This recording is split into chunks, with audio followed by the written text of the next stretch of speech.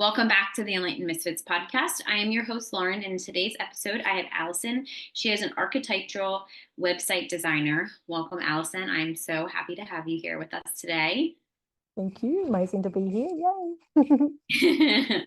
So, before we get started, can you kind of explain to the listeners kind of where you are at in your journey right now and how you become this archetypal website designer?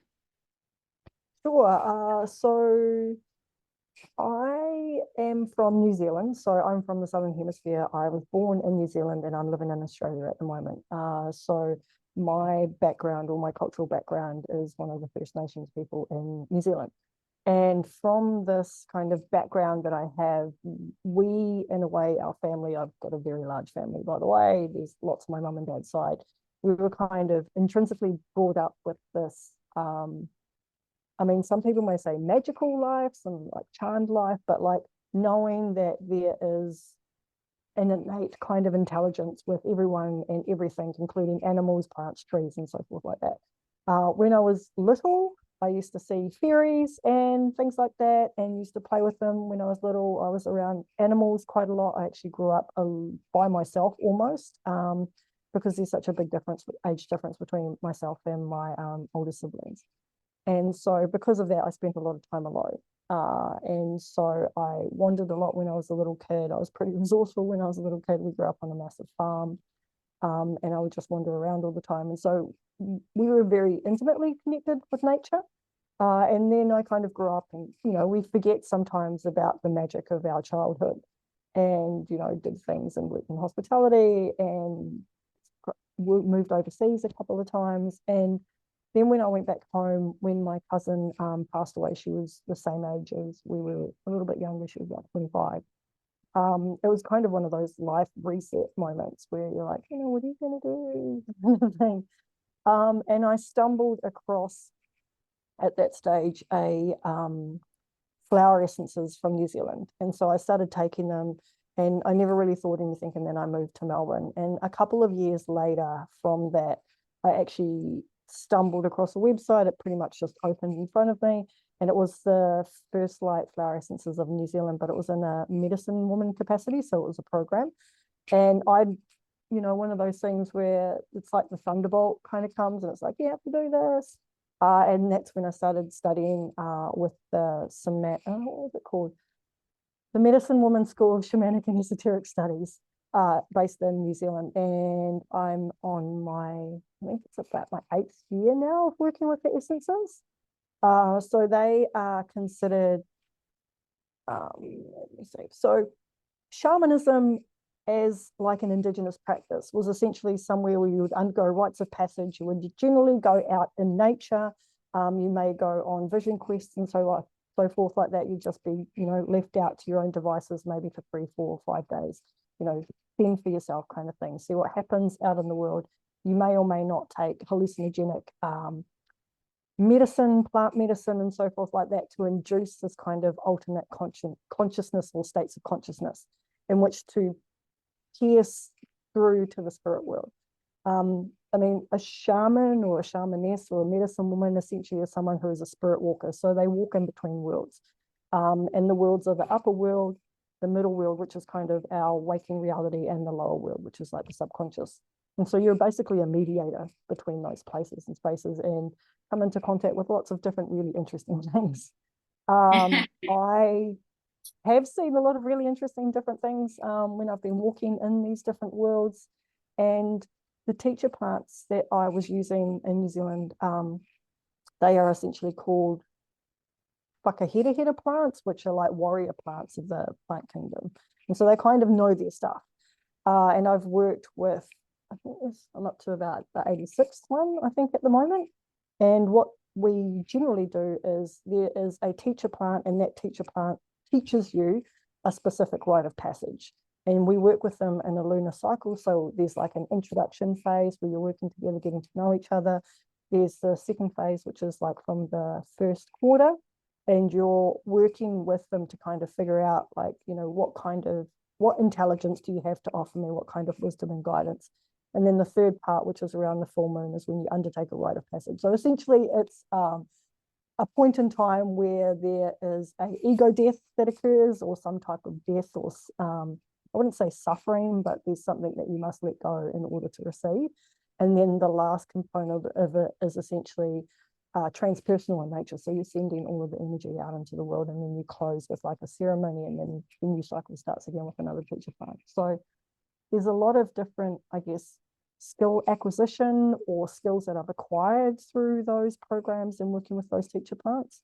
They are being pretty profound and life-changing for me. I mean, I've read my journals from when I very first started, and I am amazed by that version of me that I was reading, and I was like, wow, you're scattered, like you feel so lost inside. And it's such a different, it's night and day, essentially, the transformation that's occurred slowly and incrementally over time. And I would not be where I am today without them, definitely. They've saved me through and helped me through many challenging time frame, being a woman like in the 21st century kind of thing. So yeah, I've been very grateful for working with them, and I'm still working with them at the moment. Actually, I just started a new program, which has been really cool. So yeah, it's life-changing and life-affirming, and it makes you realize the complete, utter, like interconnected nature of everything and everyone in the world through time and space. Yeah, so I guess that's kind of a little bit of a condensed version of it all. But yeah, it's just amazing. Yeah, I was gonna say because the shaman, so the rights that I received were the Moon Moonike, and I do know that there's different I don't want to call them tribes, but I'm just gonna call them Lineages, tribes. kind of, yeah. Yeah, like I don't want to say I don't know if tribe is the right word because I don't think it is, but I feel like it's all of the same. A couple of my clients had said I want to do the shamanic journey or like do shamanism because I mean that Mhm. depends on like where you are, where you would do it. But I Yes, don't so there's think different holistic. tones or flavors, I guess, of Yeah, shamanism, like as a yeah, whole umbrella term. yes, Shamanism could be broadly defined as almost earth, like earth-based-ish yeah, magic, or kind of wisdom or intelligence.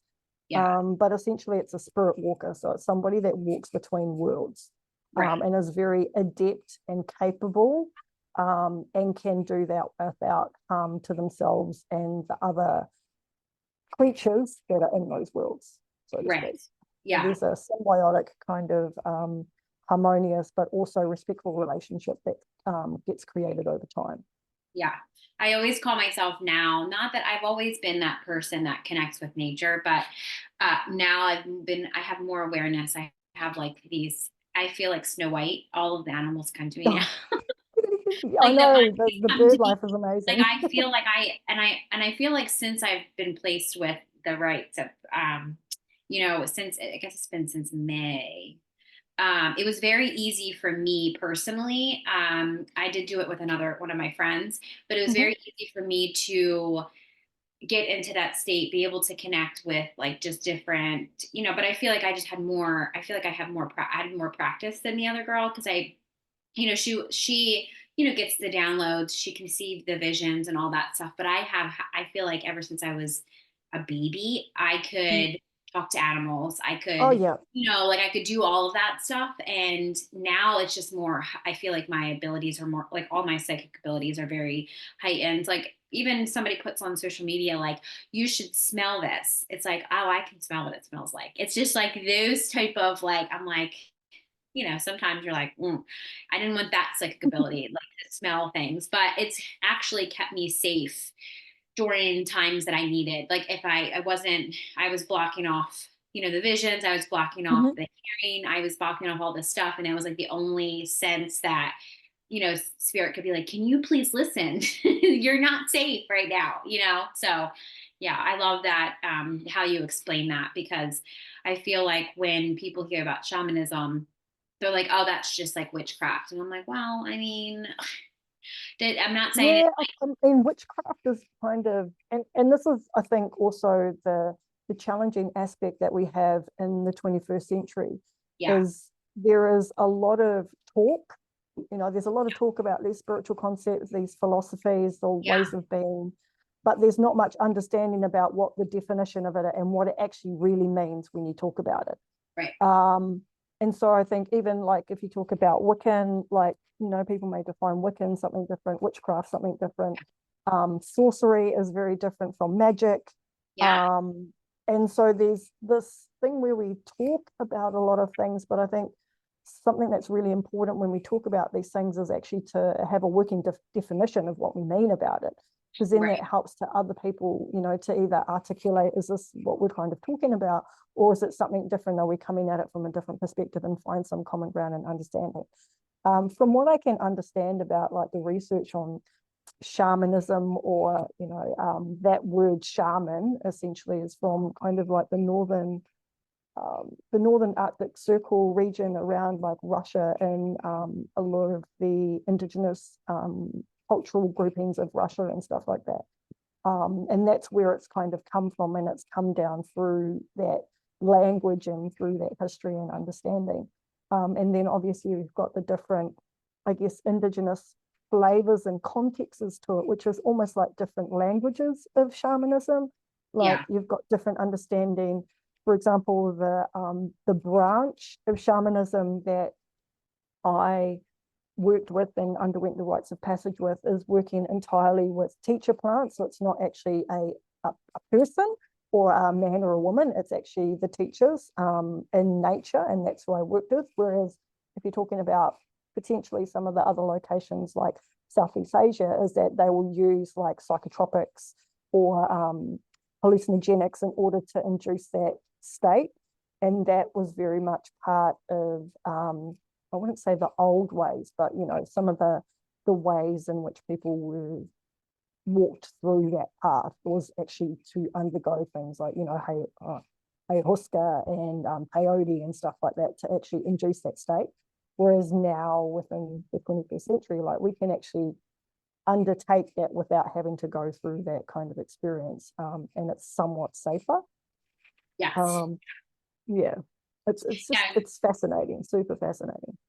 Yeah, I was going to say a couple actually that I love that you said that, because a couple people actually, when they had brought this question to me, they're like, I don't have to take the hallucinogenics, do I? And I was like, to me, I was like, I never have. Like, I never had done any of that to kind of change my consciousness or change the state of like to me to get there. But then I realized, oh, okay, so like that whole part of the ego death, and that has to kind of happen first, or you're never going to get there. Your ego is never going to allow you to get there. Not that it's bad, it just means that's simply to keep you safe. It's like, what is she doing? She's changing her consciousness. I don't like this. This is not it's a safe. gatekeeper. Like your ego is a gatekeeper essentially, and it's a gatekeeper to the mysteries, kind of, of the mysteries in your mind and such, and accessing those alternate states of consciousness. And when you use psychotropic drugs or even like mushrooms or hallucinogenics, it actually breaks that kind of gatekeeper down so that the doors are open a little bit easier. But in saying that, it can also invite in other elements that one needs to deal with in that state, while they may not necessarily have the right skills and abilities in order to do that. So that's why a lot of people sometimes get, I guess, scared or frightened, or when they go through that experience, because it's, it is completely individual, taking stuff like that. And it can help. It obviously helps being around someone that knows what they're doing.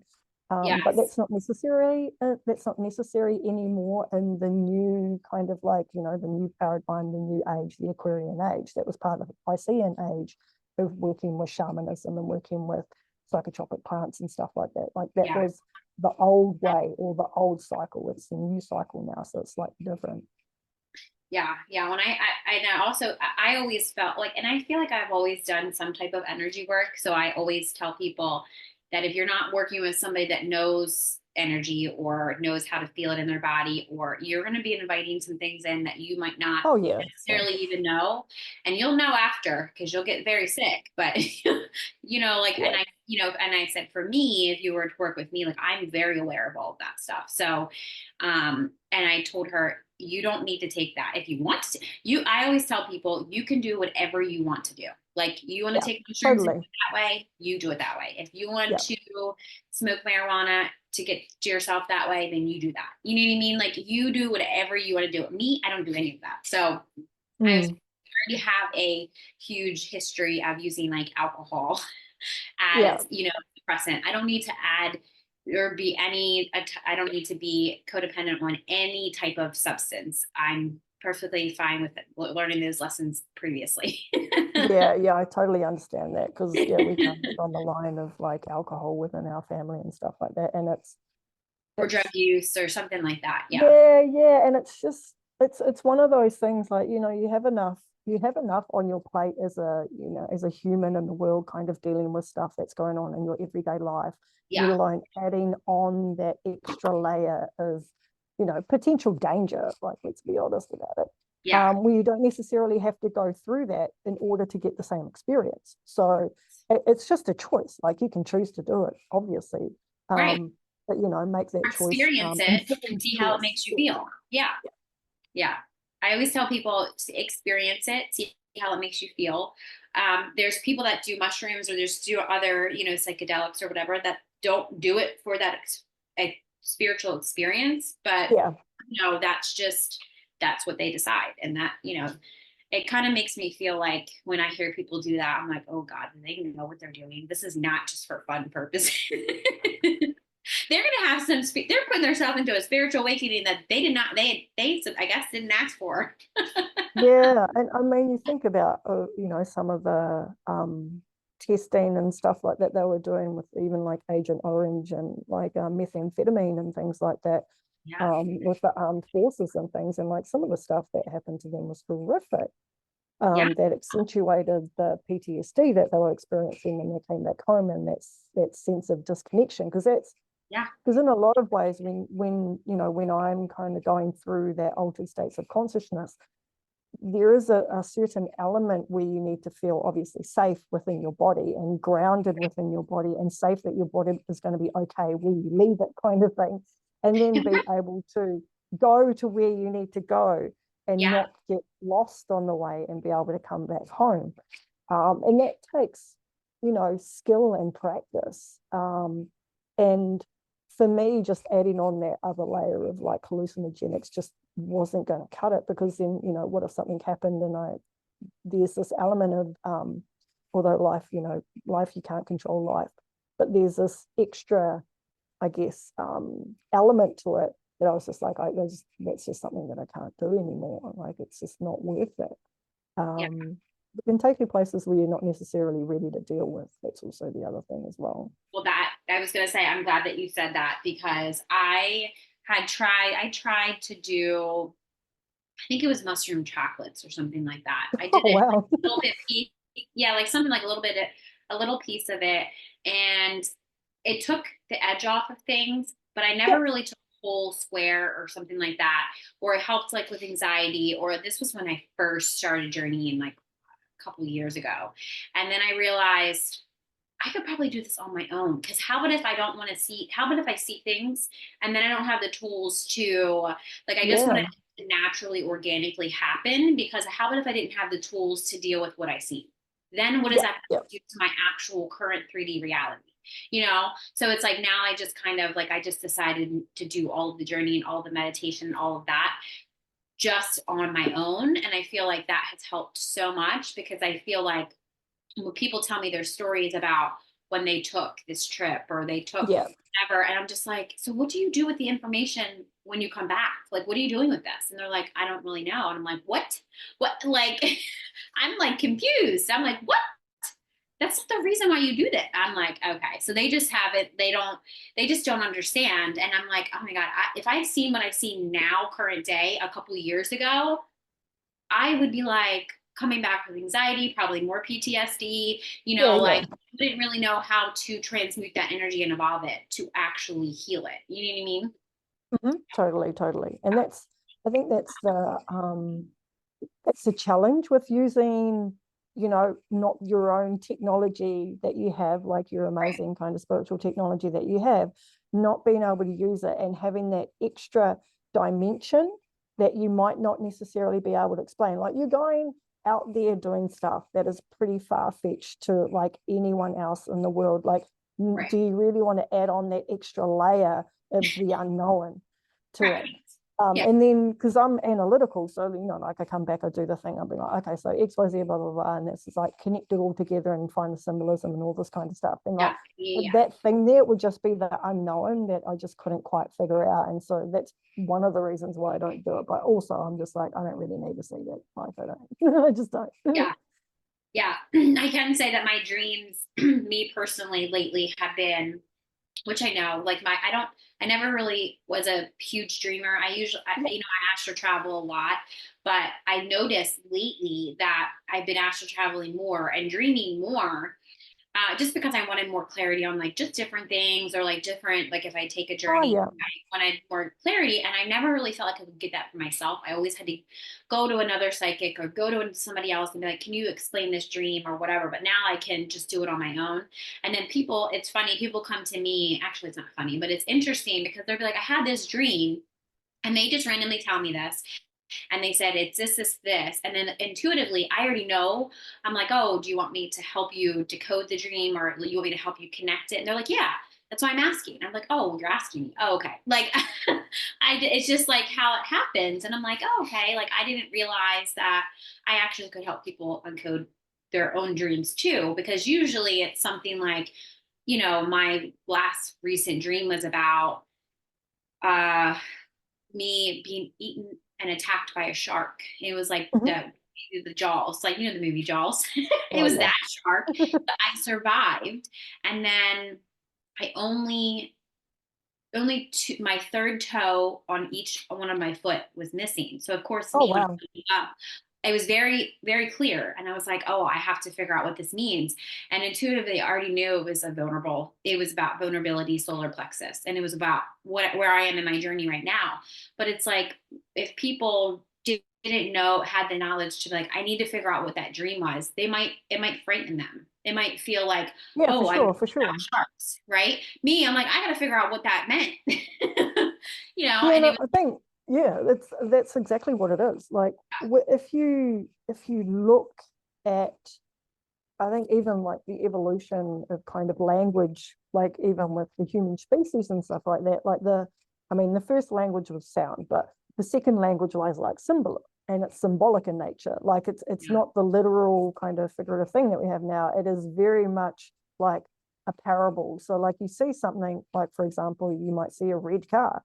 That red car might mean something very different to every individual that you ask about the red car. So someone might mean candy, to another person it might mean like happiness, because it's like a family memory, you used to go in the car all the time.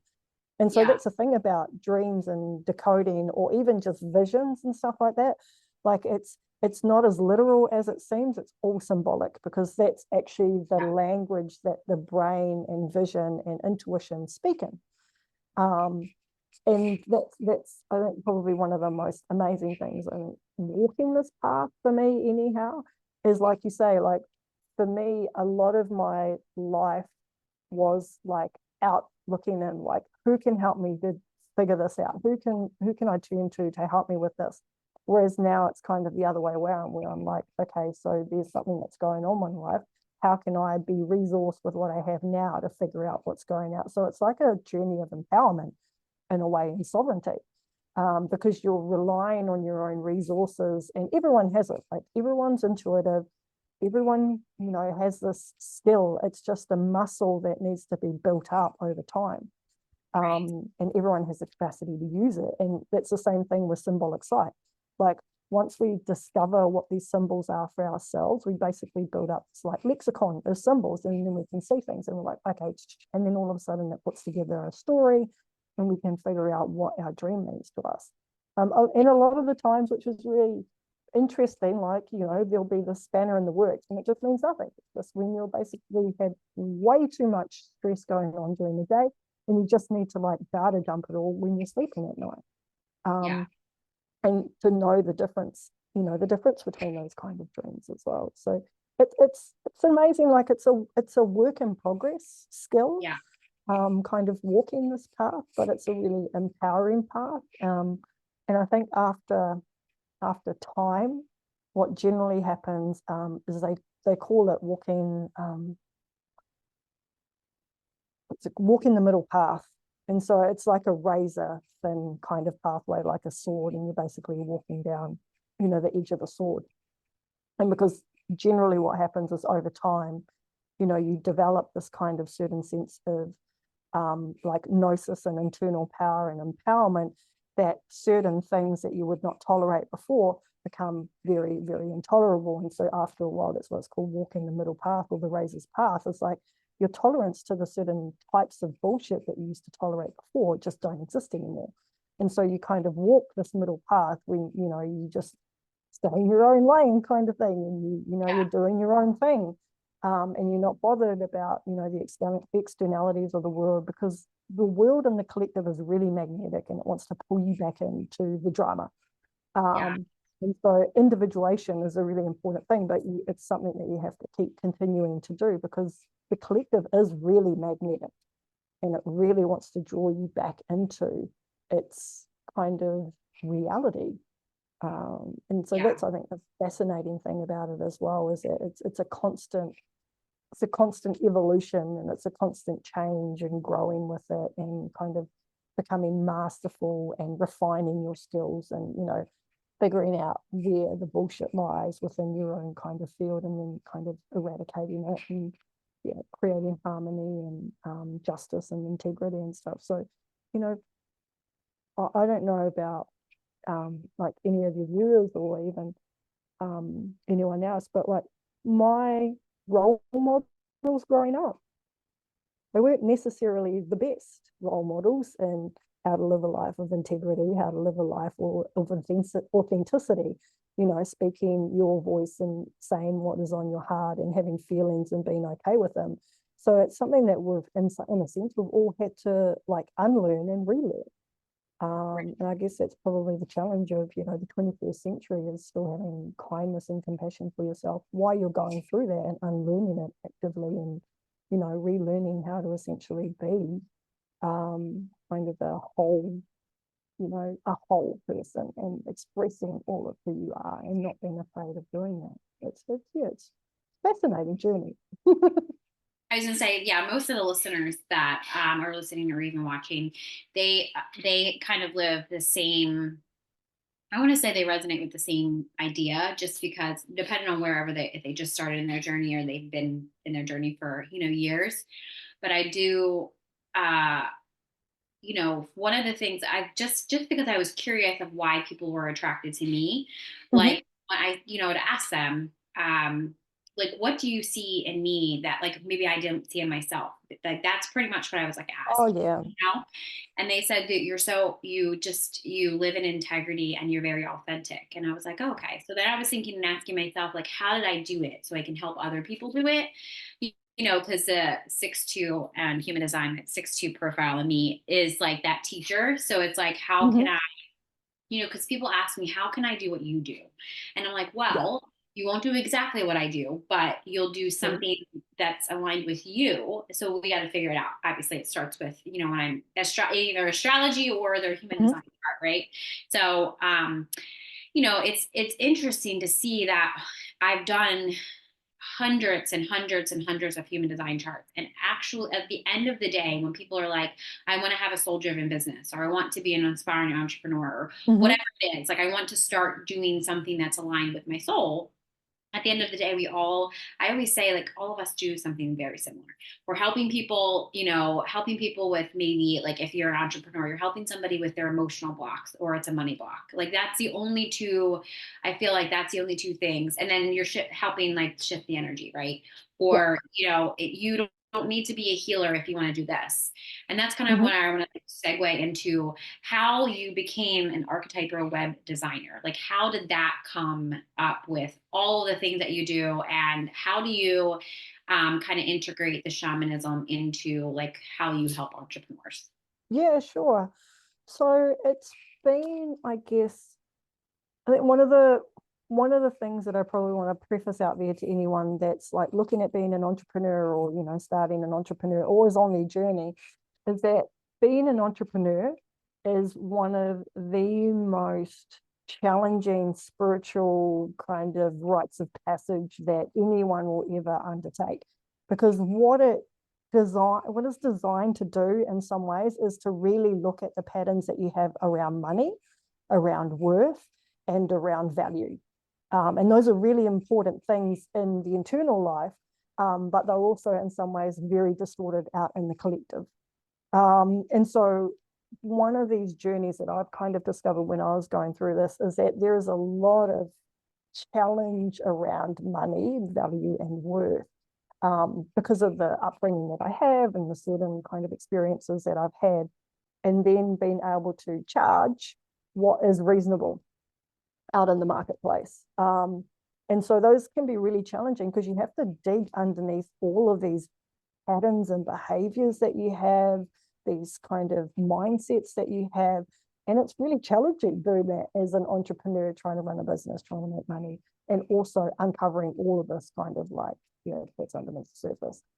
So it's challenging, but it is totally rewarding, because the reality is that every human that is on the planet has something to offer, and something exceptionally unique that is a mix of their life experience, their previous experiences, and the way that they think, their skills and abilities that they've acquired over time. And this is one of the things that I've noticed with myself, is that because of my analytical nature, I love technology because I understand the sequence and the process and the language and how it works. Always be fascinated with it, just know how it kind of intricately works. At the same time, a lot of my work has been working with people. Obviously, I've come into the kind of shamanism realm and worked the shamanism teacher plants.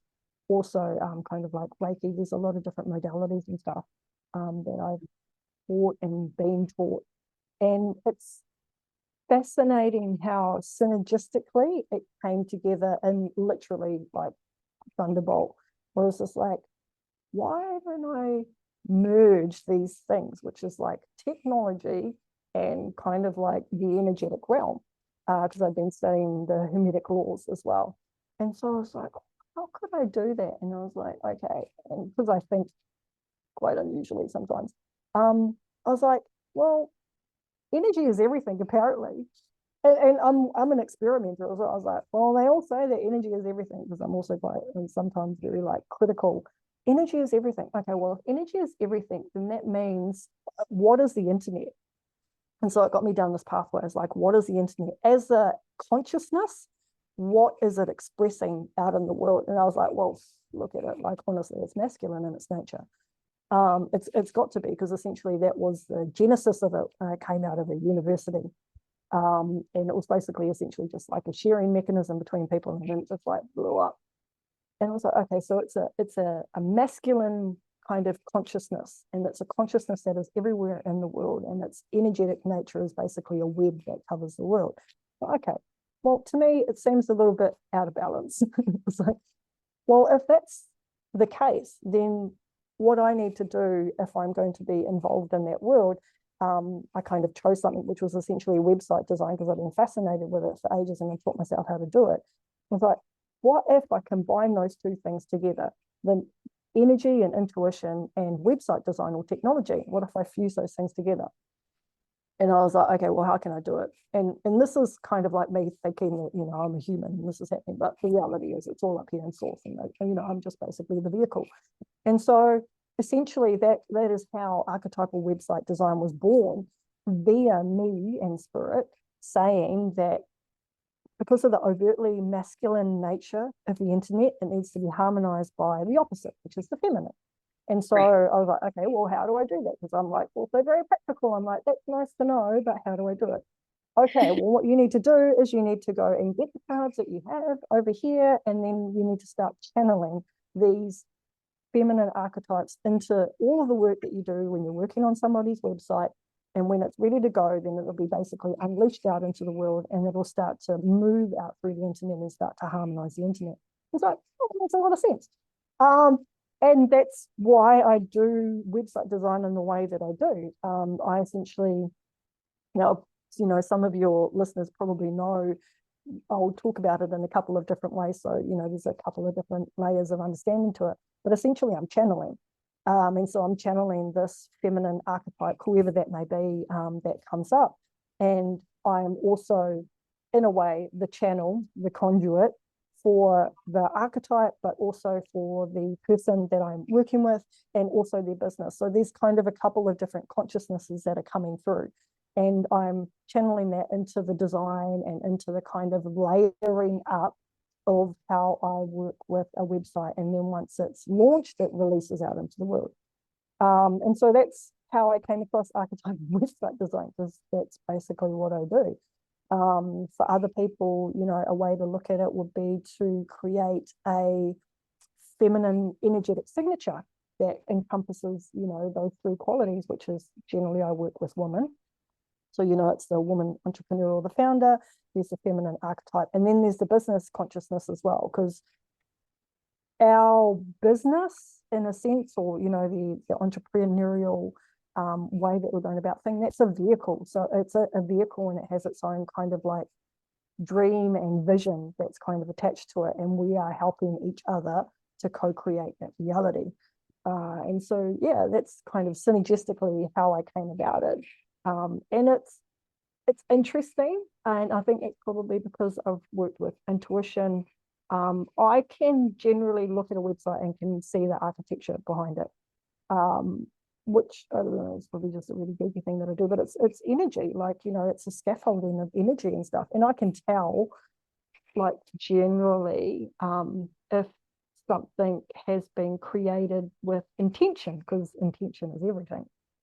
Yeah. And so I weave the intention into that website when it comes through. And it's the difference of looking at, like, sometimes art, when you see artwork, it's like brilliant and it's got this amazing technical skill and capability to it, but there's just something just seems missing in it, like, and it's the heart, it's kind of like the soul of it.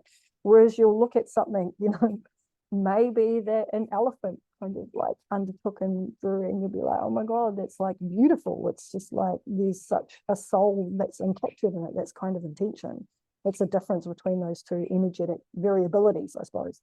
In a way, you can sense the intention of somebody before they even walk into the door. And I think that's what I do with websites. I can tell when somebody, you know, just is doing it because they're doing it, or whether someone is like channeling that kind of energy and intentionality into their work. I can't quite define it. And I think it's challenging because, you know, I work in energy and I'm trying to define it in a sense, but it's just different. Like, it feels different and you view it as being different. Yeah, I've released because it's gone through a couple of iterations. So I started to call it intuitive website design, and then it became archetypal website design when I really figured out what the process was and how I was going to do it and replicate it. And I just launched a website just recently, actually, for a client. And like, it's funny. Every time I look at it, I almost cry because I'm just like, oh my God, it's so beautiful. And then I look at other people's websites and I'm like, oh, I'm sure, like, there's just something in it. Like, there is just something in it. There's a feeling that you get from it, like, you know, any artwork kind of thing. So yeah, that's how I came about it, and that's Yeah, why I do it in the way that I do. Yeah. I was gonna say I just love I've always been very fascinated since I met you. What was it like? Well, not Oh met you, gosh, almost a but year like ago or something. it's Yeah. been probably like a year and a half, like, you know, through was it, I mean, it must have been a mutual friend. Now I can't even remember. Yeah, it was a Lenny. Yes, yeah. And I was like, when I heard about you and I, like, you know, I was like looking through your stuff, I was like, wow, there's just something that I'm like, I feel like I know her. So we must have been past life something together. Because Highly likely. yeah. So because I always just been fat, like, because your idea and what you do and what you've created, there's nobody else on this planet that has ever like created this. And it's just like for, you know, like I feel like for entrepreneurs, it's already hard enough to be in a space that's very masculine, that Oh you yeah. just you doing the website piece. And it's like, to if this is engagement or whatever it is, like somebody, if people just had this website and they got on podcasts or they or on the internet, like somebody to just look at their website and realize like they don't need to really market themselves. It's all there. You know, it has all the components, all the things. Hmm. So I often think that people, and for whatever reason, I don't even know why society tells you this, but it's like I need to build a website, and it's just like, well, sure, a Build website is them. where everybody, like everybody, but you don't need to have a website to be an No, you entrepreneur, don't. right? No, no, So, not at all. Yeah. but I feel like if you had one place that people could go to and, look at all your stuff and it's all like synchronistic together and it's Hmm. by you, I feel like that will be, it's just so much different. It's very, I can even look at people's websites or just their content. I can even look at their content and be like, Yeah. did they just do this because they had to, or they just do this because they had to? And it's not that I'm being judgmental about it. It's all of like, what was their intention of doing this? Like, why did they make this? Or Hmm. are they just doing this because it's that like lack mentality, or if it's like, this is what I want to Yeah, do. totally, totally. That's why I do not create anything. I don't care Unless how you're in much a I feel good like I frame need of to mind. create, unless I feel like it's going to come from a place of like my sacral energy. If not, Yeah. I feel like me, I'm going to be like so mad that I have to make this, or, the world is going to see, this doesn't feel right. Like I feel like Yeah, that is totally, totally. I infuse my own energy into everything I do. So yeah. Well, there's this kind of maxim, I guess, if we're talking about like magic and stuff like that. Like every every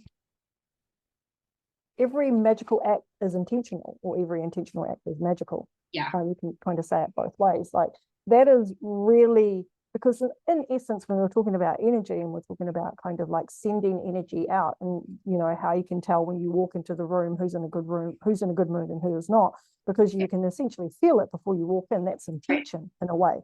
And so Yeah. you can feel when people maybe don't really want to be there, they just want to kind of sit in the corner and stuff like that. It's the same with anything that you do, like social media. There is a presence or an intentionality behind it that actually emits far further than you could even imagine before somebody even like reads what is going on. And it took me a really long time, I think, to realize that, which is interesting because I work in the energetic realm. But I think that's also like at large, the programming that comes around being an entrepreneur. Like it's all of the shoulds, like you should do this, should do that. Like that is further from the truth if you're talking about energy is everything. What's important is your state of mind and your state of being as you are creating something. Because essentially an act of creation in and of itself is a divine thing. It's a divine child that's been sent out into the world.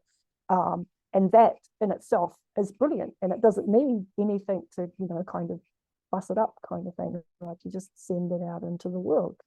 And I think that's the shift and the change that we are seeing with business, with entrepreneurship and so forth like that. We're seeing this real, it's not like a struggle, but it's like this, what are we letting go and what are we moving towards? Like, what are we clinging on to and what are we moving away from to kind of move towards and creating and renewing. It's really pioneering times for being an entrepreneur in the kind of 21st century, because everything is up for redefinition. Because many of the systems, the processes, the sequences, the ways of being aren't very kind to humans or the planet or everything that's on the planet, or even in the kind of atmosphere and the galaxy and stuff like that, like cosmos. Like it's just not fit for human consumption kind of thing. And so we No. need to reevaluate these things that we have and recontextualize them for how we want to live with integrity and authenticity in our life, in every facet of our life. That includes our business. And so for a very long time, when I first started out, I had a lot of resistance to a lot of ways, I guess, tactics, strategies, especially when it comes to marketing and stuff like that. Where I was just like, I'm not doing that. I don't want to do it. I tried it, didn't like it, I'm not going to do it again. And one of the things that I really struggled with was the ways in which business you know, business is defined as successful, which is generally comes down to, you know, numbers. Yeah. And so because of that, like it's an accounting formula. I'm like, oh God, that's just like, we need to get rid of that. And so because of the way that I kind of think, and I'm like, how can we make this like more, you know, amenable to kind of humans? I'm like, why don't we just count something different? And so instead of like metrics, i.e. finances, you know, the bottom line kind of thing, I was like, why don't we measure impact? And I was like, is there like an impact metric that we can have somewhere? And I was like, no, okay, well, Right. fine, I'll create one. And so I did, and I created this metric that measures impact over, you know, a certain period of time with a particular maxim. I think, I can't remember the guy, he's really famous, and I'll probably try and remember him, but he's essentially like, you are the sum of the 5 most closest people to you.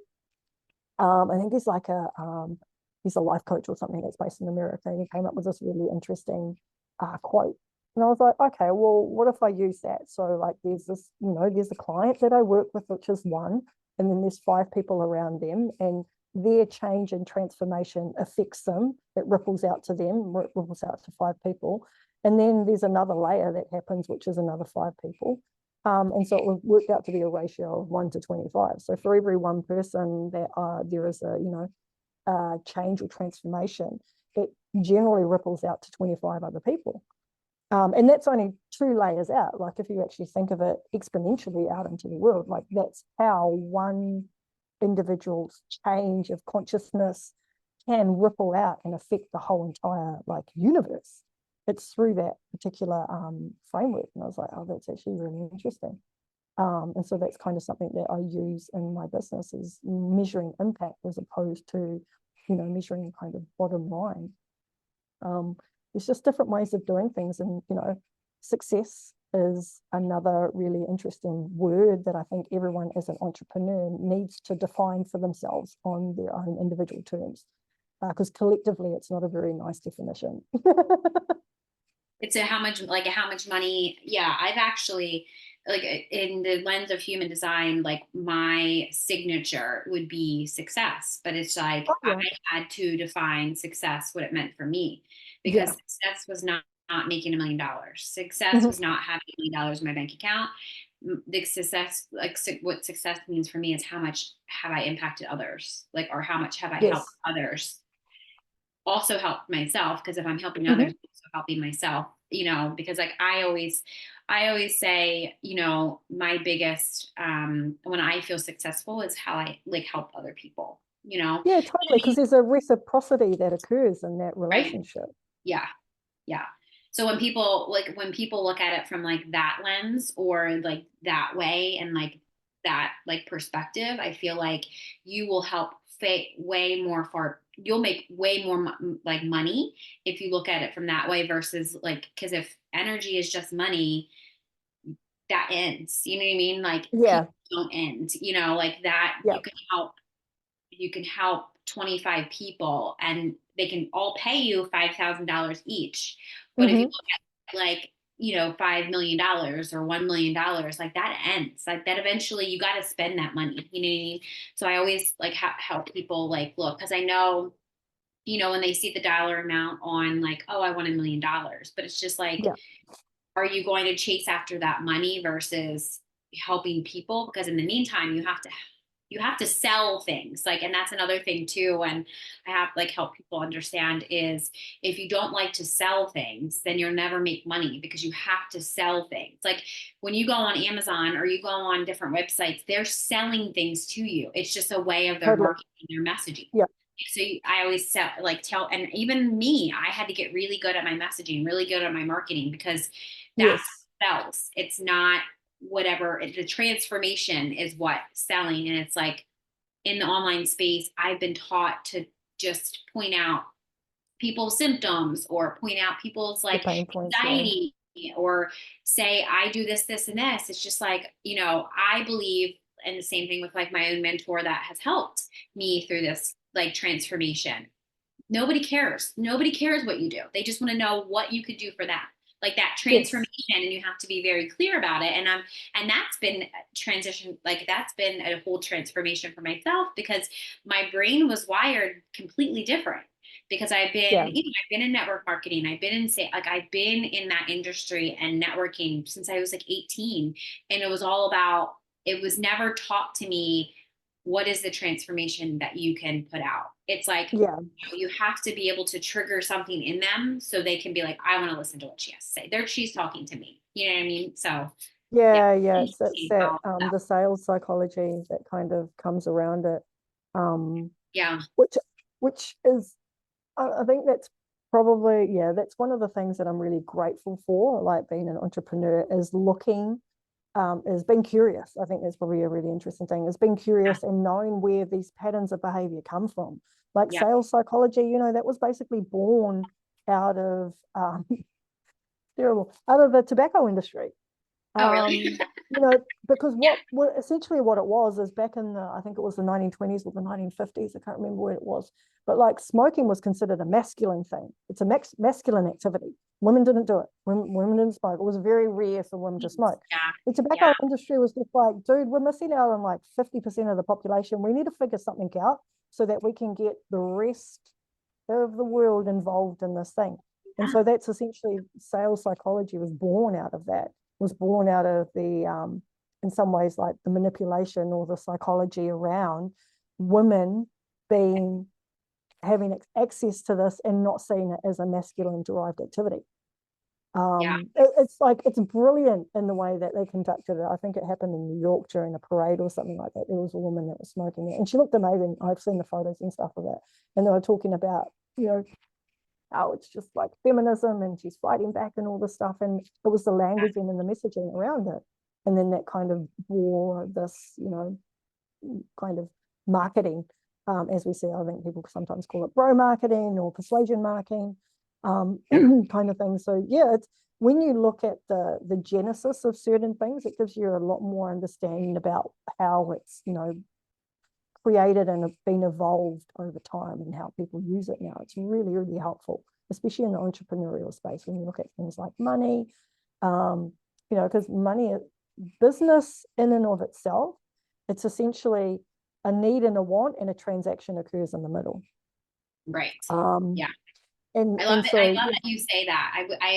Hopefully, when people are listening to this, they look at their entrepreneur business as that, because I feel like when I'm working with entrepreneurs, because that's pretty much who I work with, or even myself, um, I always, that part was hard for me. Like, mm, how can I get, like, obviously, I have tangible products to sell, but what would be yeah, the non-tangible, like the service part of that yes, transaction that you say? And it's like looking at it from that place. It's like, you obviously, when I help people with their businesses or if they want to start a business, so what service are you going to provide? Because we're not doing pyramid schemes here. You have to sell something. If it's your service, if it's, whatever it is, create something, because if you don't have a tangible product like a book, but if you need a book or you need something to sell, then how are they going to continue to work with you? Like, how are you going to yes, get them to continue to pay you?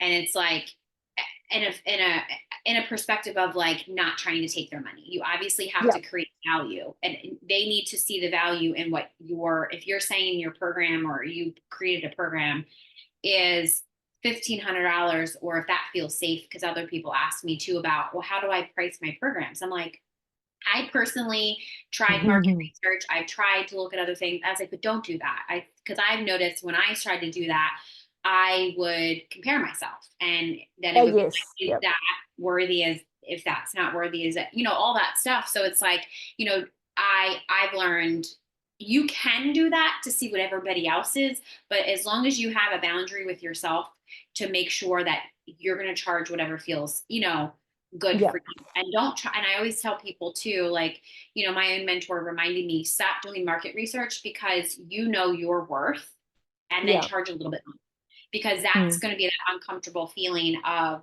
you know, I don't want to charge that because I feel like it's not valuable, but that's just what your wounding is telling you or your ego is telling you, So it's like, that's where you're going to feel the most, because for yes, me, I love helping people, guiding people, whatever, like whatever I'm doing. But I feel like I sometimes there's a period that I have all of these clients and they pay a little bit amount.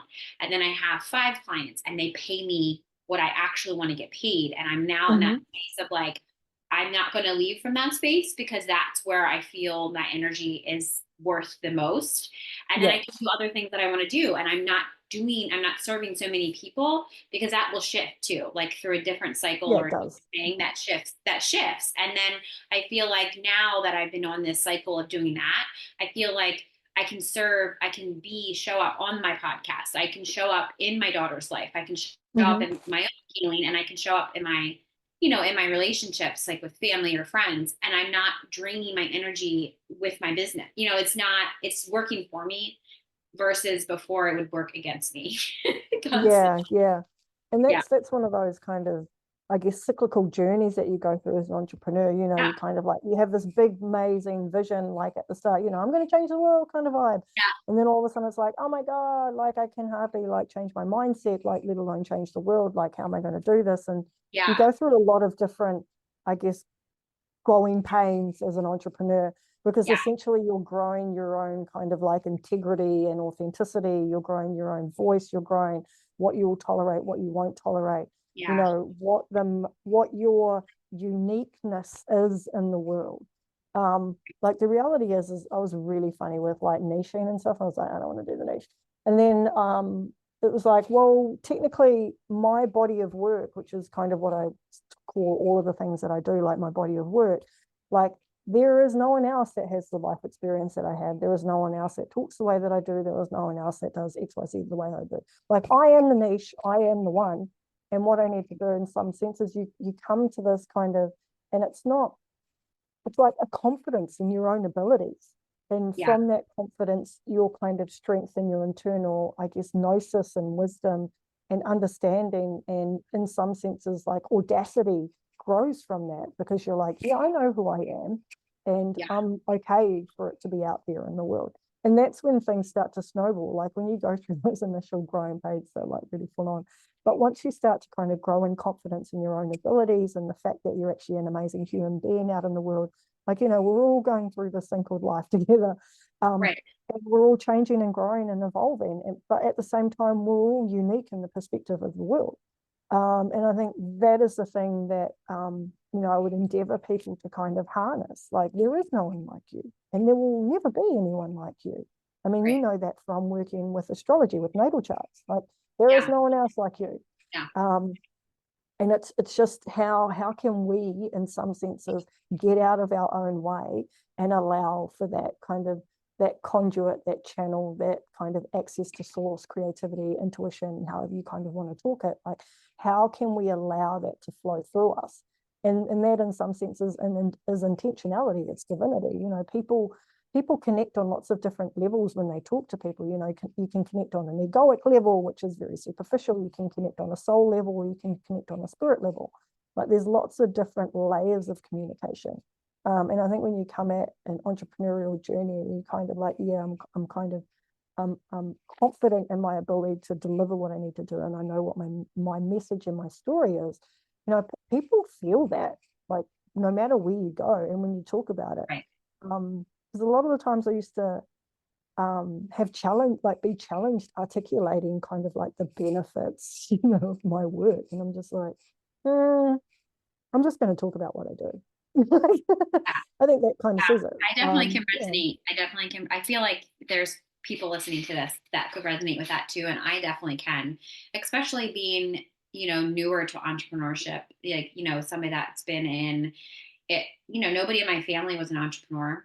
I didn't grow up in business. I didn't even know. I didn't, I always felt like, do I need to have a marketing degree? Like, do I need to go to college for business? And I'm like, no, Yeah. I don't need to do any of that. Like, I can just, you know, obviously I needed to teach myself, how to have a Yeah. business, or like I needed to, obviously, because, there's laws and stuff that I need to abide by, and taxes I need to pay, and all the Yes. things, all that stuff. But like, besides that, I feel like there's even people, I'm like, I don't even need to teach myself all of that stuff, because there's people that actually do all of that stuff. So it's like, I just need to, hire them, or like get their, get Yeah.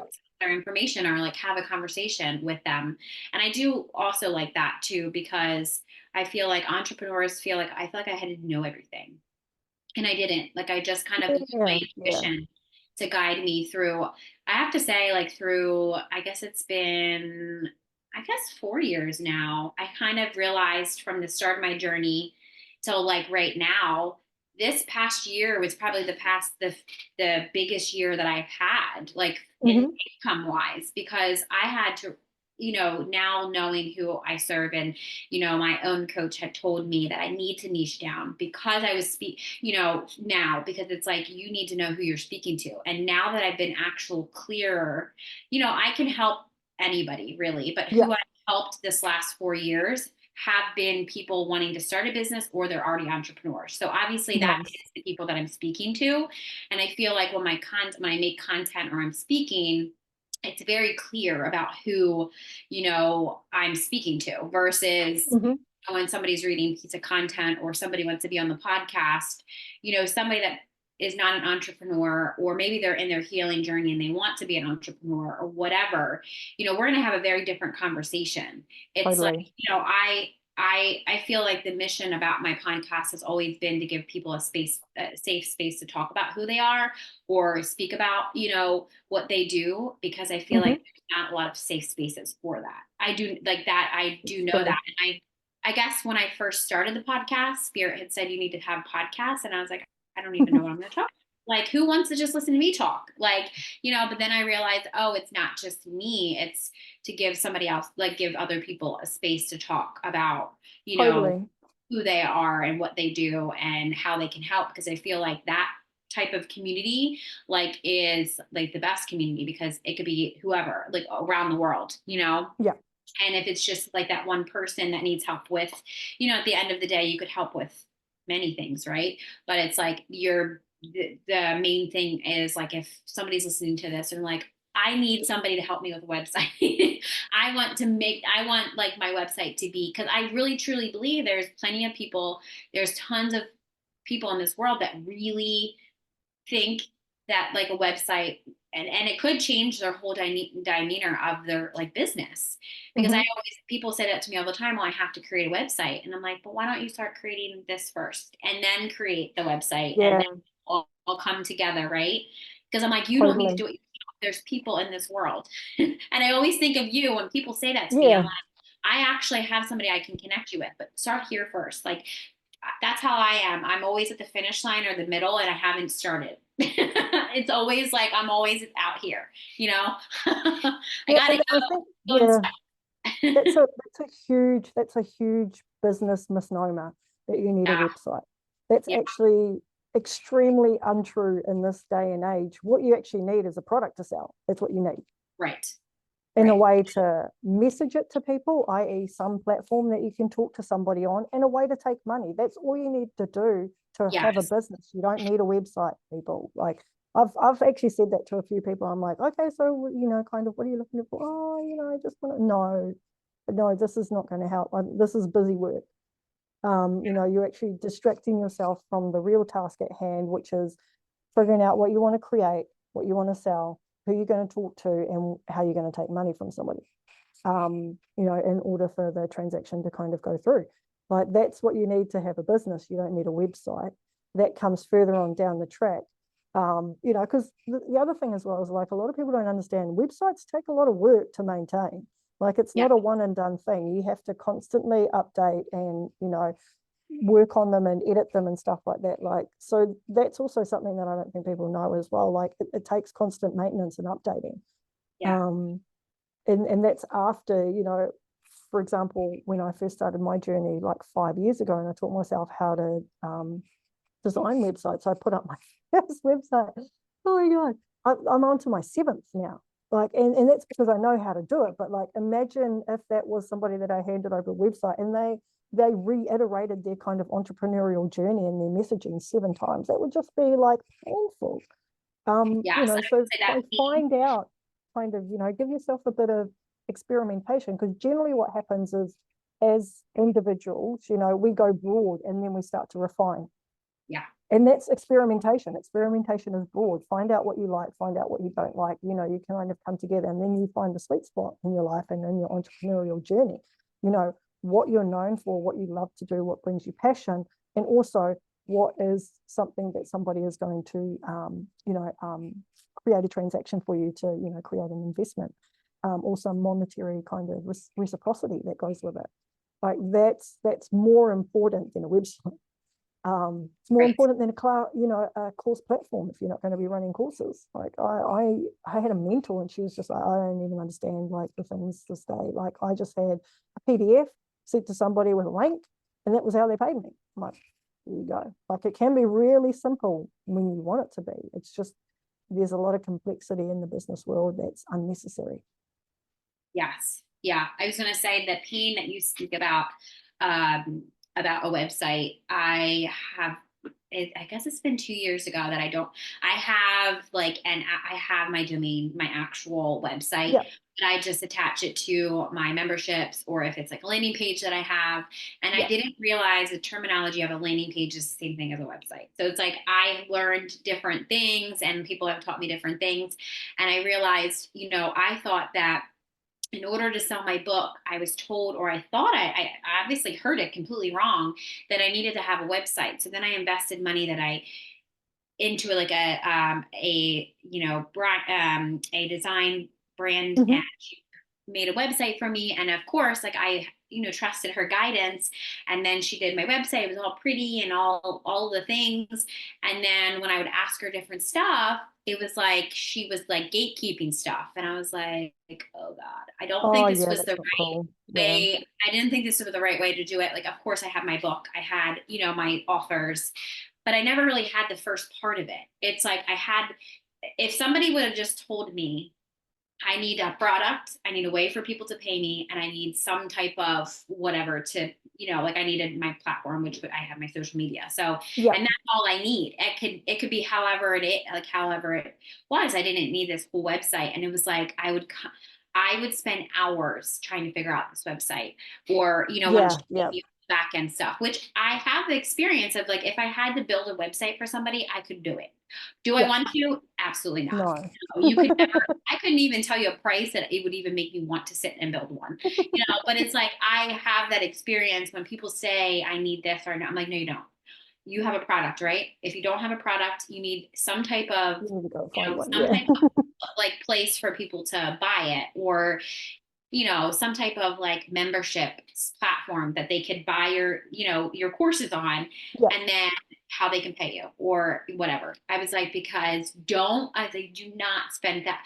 I was like, it was a lot of money that I It is a wasted lot of money. doing And it's a that. lot And of I'm money to happy for it. invest in a time too, because it's a Yeah. generally a 4 to 6 to 8 week kind of like build time. You've got all the stuff before it, the stuff after it. Like Yeah. it's a huge investment in time, energy, and resources. And if Yeah. you're at the very beginning of your journey, it's most likely almost like 99.9% not actually necessary.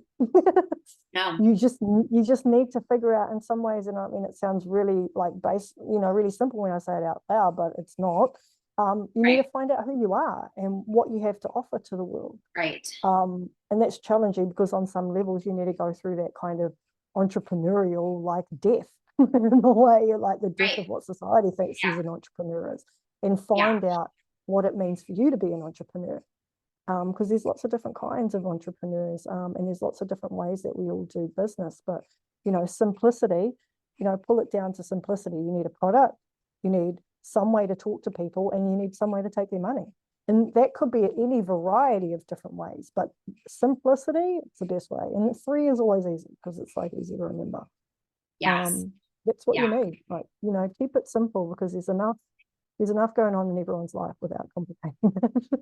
Yeah. And I really wish, I was going to say, I always think back now that that was a lesson I obviously needed to learn that I don't need to learn ever again. But I always thought that integrity, I just always felt like the girl that did this. I really wish she would have told me, because I guess it's because I stayed in integrity. If I'm not going to take somebody's money, even if it's thousands of dollars, if I know that Yeah. I'm not going to, by the end of the time working together, I'm not going to I'm not going to, they're not going to, they're going to be investing money that they don't have, or maybe they can go invest in something else, like where it's going to benefit their business or the return on their investment. I don't know. Totally, I just totally. never, somebody, I don't care who they are. I have turned down people that wanted to pay right then and there. I just knew that I couldn't serve them and what they needed. I would refer them out or whatever, even if it is my coaching program. I'm not just going to take people's money to take it. It's just not what I do.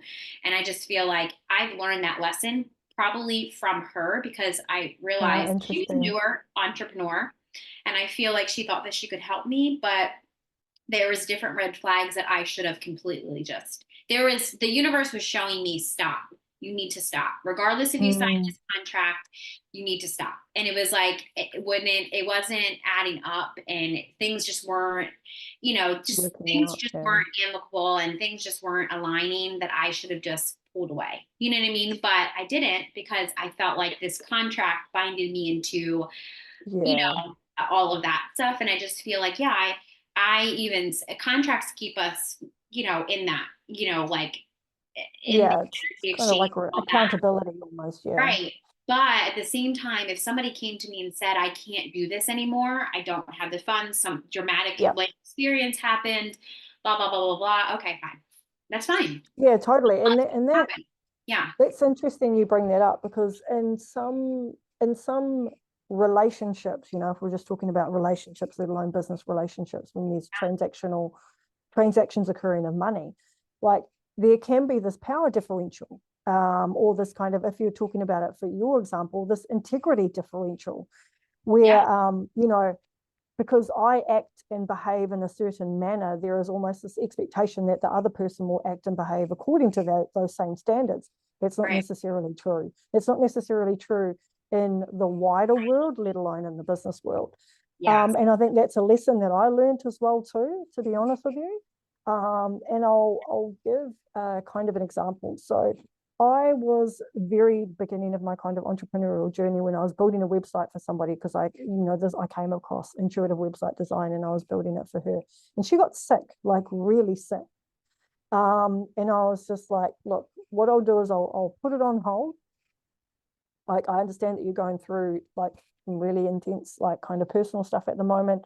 I'll just check in sporadically, like I think it was like every 3 months or something. Like, this was like a 2.5 year kind of like journey with this one client that I had. Said, I'll check in with you, see how you're Yeah. going, like just because Yeah. she was quite sick.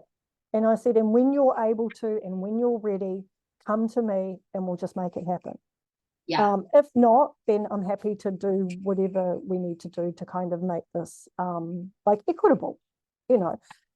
And she popped up kind of, I think like last week or something, going, hey, how are you doing? I'm like, are you feeling better? Is everything okay? Do you want to move forward with the website? She's like, yeah, I'd really like to do it. I'm like, okay, cool. Let's get into it. And Yeah. this is like a very long time ago. Yeah. But that's part of, I guess, the integrity component that I had, where I was like, you paid for what you paid for. Unfortunately, we weren't able to deliver it because of, your personal circumstances. Right. I'm still around, you're still around, let's just work it out. Yeah. And then also there's been other times that I've just like, we actually just need to discontinue this relationship because it's not actually working. Right. And there's too much expectation on one side and not enough kind of thing on the other. And so, you learn these sort of things, because the reality is it was just learning how to be in relationship with people as well, let alone when you throw money in, that throws a whole nother kind of like, ball in the air kind of vibe. It's Yeah. all a learning experience, it's all learning. And when we come out the other side, we obviously have more wisdom about it, and we're like, okay, well, I won't do it that way this time, and I'll just Not going figure that out way. a different way. Yeah. Yeah. So, I think being an entrepreneur, it's it's really rewarding, because I think of the spiritual kind of personal transformation that occurs for me anyhow. Like, I've just loved the person that I've turned into, and the trials and tribulations on the way, and the heartbreaks and all of this kind of like death and things like that. Like, I wouldn't be who I am now without going through that. So I'm grateful for it. But at the same time, there's this kind of, you know, you need to be really kind to yourself as well when you're going through these like ego deaths, these kind of like transformations and stuff like Dark Night of the Soul vibe, because you've never been here before, you know, and you've just got to have a little bit of kindness, a little bit of nurturing and nourishing for yourself, and you know, it'll be okay. Talk to people that can help you, you know, that you trust, that you rely on, that aren't judgmental. Sometimes it helps to have another like business buddy that you can talk to, or even just like, you know, friends that don't have a business that can just have your back. It's important to find people who care about you and uplift you on your journey, so that when, you know, maybe the roles are reversed, that you can help them on their journey as well, because, you know, we're all going to get there together. Yeah. I definitely resonate with having a business buddy. And I Yeah. always felt like, you know, if I could give the value, like the energy, people always say, well, you know, I have all these people that I know, but I feel like, you know, if I'm not the energy exchange, I'm like, well, the energy exchange doesn't need to be money. If it's mutual No, between it's you and time.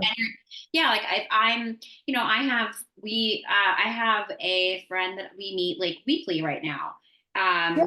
to like just basically check in with each other and like support each other and like whatever we need at that hour that we, obviously it's very, you know, scheduled and contained Yeah. because we both have stuff going on, but you know, and of course like texts throughout here and there, or like, you know, but it's like more of like whenever she can get to it, or if I need like advice, or if it's like an old mentor. And I do that stuff too with my clients. Like I always say, like, just because you are not paying me in a container and doesn't mean that you can't ask for advice. Now if it's Yeah, like totally. every single day, that's a little bit different. We got to put you into like a membership container or something like that. But you know, that would just, to me, I always feel like you just need more my guidance. And I want to make sure that I have you in a container that I can give you a guidance more regularly versus, Mhm. you know, here or there check-ins, you know. And I always tell people that too, like, I always want you to check in with me. I always want you to tell me what's going on in your life because I'm interested, you know. It doesn't mean that you know, because I feel like a lot of people that have worked with you or have worked with other, you know, spiritual mentors or whatever, that they feel like they can't ask them questions. And I'm like, well, for me, I Yeah. can just speak for myself, but I feel like a lot of us that are in integrity, that are like just genuinely curious, like I don't feel like it matters. Now if you're trying, there's a difference between trying to suck our energy versus we can Yeah. feel it. So Yeah, that's totally. but again, I was like, but again, you know, when I allowed people to suck my energy or to take all my energy, that I was like, God, I feel exhausted by Friday, you know. And I said, that's their own boundaries. And I'm, of course, you know, through my own evolution, I had to learn Yes. boundaries are really important because Mm-hmm. people are going to continue Push to up test against those them all the boundaries, time. Yeah. right? You know, so yeah, I always feel like the whole your advice on like the buddy thing is you need somebody. You need at least not five people. You just need one person, you know, No, you like need at least that you someone. in. Yeah. Yeah. And sometimes that will change. Like I've had, you know, I've only one time, but like I've had a couple different, you know, business buddies that I thought, you know, were friends, but they weren't. You know, they were only Mm-hmm. when I stopped paying them or we stopped working together, it was like that energy exchange that they needed. And I was like, well, I guess this is just the end of this relationship. And I just had to release it with love, you know, because Yeah. it's Yeah. like that was the end of, I guess, that lesson, you know? So Yeah. it's like, the other people that I, you know, like say in communication with, it's not like that. But I feel like, you know, if you're intuitive, like very intuitive and connected with your intuition, you just know. You just Yeah, you know do. that You as do. soon as you stop paying that person, you might not feel like you can reach out for support or whatever, you know. And Totally. that's Totally. just, you know, that's the unfortunate part of the business world. But I mean, that's what people decide, right? So Yeah. Yeah. True. It's fascinating actually how you talk about like a buddy system kind of thing. So I'm in like a business accelerator at the moment, and so part of this business accelerator is something called the Power 150, and I'll talk about it in here because I think it's actually really important. Um, so there's a gentleman that did some research, a sociologist, I think it is, by the name of, I think, Andrew Dunbar. It's called the Dunbar number. So it's essentially as an individual, like we can hold, nourish, and nurture at a maximum 150 relationships. Now, in this business accelerator, what we have is essentially, I have a spreadsheet, not a spreadsheet, but I have like a form, and I have up to 150 people on this form. And then there is, you know, when I connect to them, and you need to connect with these people like at least every second month. So like every 2 months, you're connecting with them. And creating this kind of meaningful relationships in our life. And these are people that I've met like through the workplace, that I've met like 10, 20, 30 years ago, that I still stay in touch with, their family, their friends. I think even as an entrepreneur, like, or even as I think as a person, like having at least like 50, you know, of these kind of meaningful relationships that you nourish, that you nurture, that you connect with on a regular basis does wonders for not only your kind of like mental and emotional health, but also it makes you realize that the reality is that we all just want to connect with people that we, you know, we just find meaningful relationships with, and we want to nourish those kind of relationships. And it reminds us to do that. And I think that's the thing, like when I reached out to a couple of people that I hadn't like contacted in quite some time, I was just like, I was just thinking about you the other day. And then all of a sudden they're like, oh my God, like, and it just starts the conversation. And you don't know what someone else is going through. And it's not until you make that connection in that kind of time and space that you realize, oh my God, we're like walking the same path kind of thing. It's like you were right beside me. And I think that does wonders for it, like just mental health and emotional health overall, because you realize that you're not an isolated individual in the world, and that there are people out there that find you just as amazing as you find them. And it's really heartening to, like, you know, be in that kind of glow, you know, with people. And I think it's really important as an entrepreneur, but also just as an individual in this world, you know, find those people that you resonate with and keep in contact with them. Yeah, It's really I love important. that. I love that you say that, because I'm in my own like coaching container. I'm Mm-hmm. in a coaching container with my mentor, and there's three other girls that are in there. And I often feel like, and one of them actually has said that there's some times that I feel so alone. Entrepreneurial Yeah. can be so alone because Mm-hmm.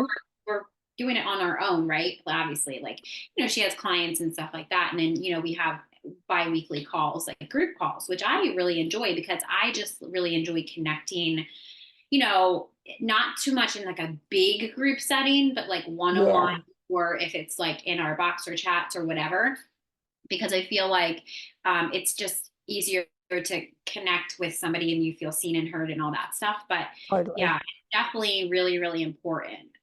Even if it's like, I think of, sometimes I'm really bad at this, like I'll think of somebody and I'm like, oh my gosh, I need to message Oh, them. If yes. I don't message them right away, it's like 2 a.m. and I'm like, crap, I didn't message them. Like, or it then weeks go by, and I feel like especially social media, it makes it easier to, you know, stay connected with people, but it's Mhm. not like that. I always like to, like, if I have I always tell people, if you have my cell phone number, text me. Yeah. Obviously, you know, if it's social media, you can message me, but I feel like that text message, I feel like is more heart centered, especially when you have their cell phone number or their, Yeah, totally. nowadays it's like you don't just give out your cell phone number anymore. It's like, oh, go follow me on social media. That's like, you know, that's more of like It's a bit the more intimate. personal, like a lot of people don't have my message, like my cell phone number, because it's more personal, you Yeah. know, than social media. So yeah, I mean, there's my clients have my cell phone number, obviously, because I'm going to answer my cell phone number quicker than I'm going to answer something on social media if I'm not available, you know. Yeah, And that's I true. always like to make sure that, and most of the time, to be honest, I tell my clients this all the time. I'm like, make sure you text me if you need me. And it's always, they don't always, I feel like I understand sometimes, like, you know, if it's after 8 to 5 or whatever, and they don't Yeah. want to bother me, but I'm like, you're not bothering me. You know, you're my client. This is what you're paying for. I'm available. You know, if I'm not available, I'm not going to answer until I am available, you know? So Yeah, it's totally. like, Totally. that's the whole boundary thing that I always feel bad. because they could be going through something difficult that they need my support with and they don't reach out. So I'm always like, you need to reach out. It's your job. That is your job in this relationship, to reach out. Yep. It's I can your only do responsibility. so much, right? Too All funny. right. Well, yeah, So I mean, it's true. It's very true. Like, that's your part of this relationship dynamic. Is like, if you need help, this reach is your out. job. Yeah, Yeah. yeah. Yeah. I have my Yeah. job and this is your job. Yeah. So I know that we had talked about a lot of things, but to wrap back up everything, how can people get a hold of you? I'll make sure that get in contact with you. I'll make sure all of that is in the description box as well. And do you Sure. have any offers that you're going to be offering, or that you are going to? Do you have a freebie that you can offer the audience? I do. So the best way to get in touch with me would be via my website, funnily enough, which is alisonhaitana.com, or alternatively, you can find me on Facebook under Alison Haitana or on LinkedIn under Alison Haitana. And then I also have a freebie. So I have trained as an intentional creativity teacher. So that's part of what I've infused into my work. And one of the kind of little processes that I've done is actually to create an entrepreneurial oracle deck. And so you actually have a coupon code that I'm going to drop in. And if you go onto my course website and put it in, you can actually get it for free. So it's usually 88 Australian dollars. And basically, I show you through the process of how to create your own oracle deck for your kind of entrepreneurial journey. And you can start to, use the symbolism that you come across every day in order to kind of guide you on your journey. It's basically an internal process, externalized. Yeah. Love that. I'm going to go get my Oracle deck. I didn't even know that you had that. So thank you for giving that to us. Yeah, no, it's heaps of fun That is too. a very nice, that is a very nice freebie. You're welcome. You're So much welcome. for that. It's all good. Yes. So thank you for joining us on today's podcast with Alison on the Enlightened Misfits podcast. If you enjoyed today's episode, don't forget to subscribe, leave a review, and make sure you share with somebody that you feel that will gain knowledge from listening. And make sure you go check in all of her links out in the description box. So stay tuned for more captivating conversations in the future. I hope you have an amazing rest of your week, and I will see you next time.